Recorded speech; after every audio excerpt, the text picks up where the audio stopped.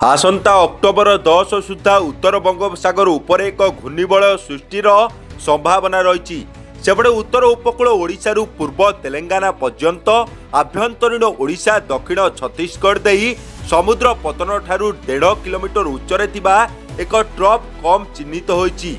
अपरपक्षरे आसंता 11 जाए प्रबल वर्षा हेबार संभावना रही। आसंता काली उपकूल ओडिशा और उत्तर आभ्यंतरीण जिलार किछि स्थान रे एवं दक्षिण आभ्यंतरीण जिलार गोटिए किंबा दुईटी स्थान रे हालुकारु मध्यम धरण वर्षार संभावना रही।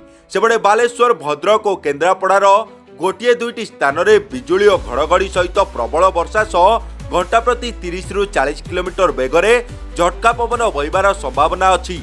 याछड़ा जाजपुर, कटक, जगतसिंहपुर, पुरी, खोर्धा, नयागढ़, गंजाम, गजपति, केन्दुझर, मयूरभंज, अनुगुल, ढेंकानाल, बौद्ध, कंधमाल, रायगड़ा, कोरापुट और मालकानगिरी जिलार गोटिए किंबा दुईटी स्थान रे बिजुली घड़घड़ी सह 30 रु 40 किलोमीटर बेगरे झटका पवन बहिब। सेही सब जिला को येलो वार्निंग जारी कर जाइछि। सेपटे भुवनेश्वर रे वर्षा रे बेहाल हो जाइछि राजधानी। ब्यूरो रिपोर्ट, सत्य खबर ओडिया।